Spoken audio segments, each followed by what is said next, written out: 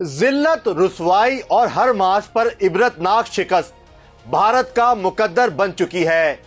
Field marshal Asim Munir کی قیادت میں پاکستانی افواج نے مئی 2025 میں بھارت کو ایسی شکست دی جس کے بعد پوری دنیا میں بھارت رسوا ہوا۔ بعض مبصرین کے مطابق بھارتی وزیر اعظم نریندر مودی پاکستان سے بدلہ لینے کے لیے بے تاب ہے اور اس مقصد کے تحت کشمیر میں کالعدم جوائنٹ ایکشن کمیٹی کے ذریعے امن و امان تباہ کرنے کا منصوبہ بنایا گیا تھا، لیکن پاکستان کے انٹیلیجنس اداروں نے بروقت کارروائی کر کے مظفر آباد سے بھارتی خفیہ ایجنسی را کے 5 ایجنٹس کو گرفتار کر لیا۔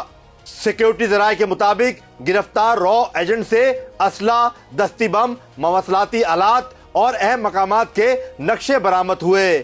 بتایا جاتا ہے کہ بھارتی خفیہ ایجنسی را کالعدم جوائنٹ ایکشن کمیٹی کے ذریعے کشمیر کا امن و امان تباہ کرنے کے لیے کئی ماہ سے متحرک تھی۔ پاکستانی فوج کی قیادت اور کشمیر کے معاملات کو لک آفٹر کرنے والے پاکستان انٹیلیجنس ادارے کے ایک بریگیڈیئر نے بھارتی خواب کو چکنا چور کر دیا اور اس طرح امن خراب کرنے کا یہ بھارتی منصوبہ بھی ناکامی سے دوچار ہوا۔ کشمیر میں بھارت کو جو ذلت اور رسوائی اٹھانا پڑ رہی ہے، اس کا شور بھارتی چینلز پر نظر آ رہا ہے، اور تو اور بھارتی صحافی را کے منصوبے کو ناکام بنانے والے پاکستانی فوجی افسر کا نام چیخ چیخ کر لے رہے ہیں۔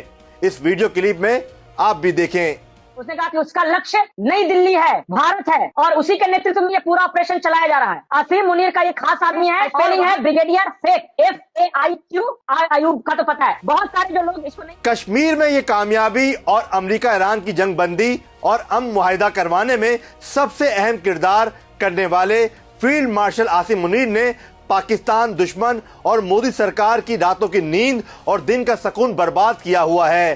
پاکستانی قوم کا ماننا ہے کہ جنگی محاذ ہو یا سفارتی معاملات، اس وقت پاکستان کی کامیابی، کامرانی ان سب کے لیے باعث فخر ہے۔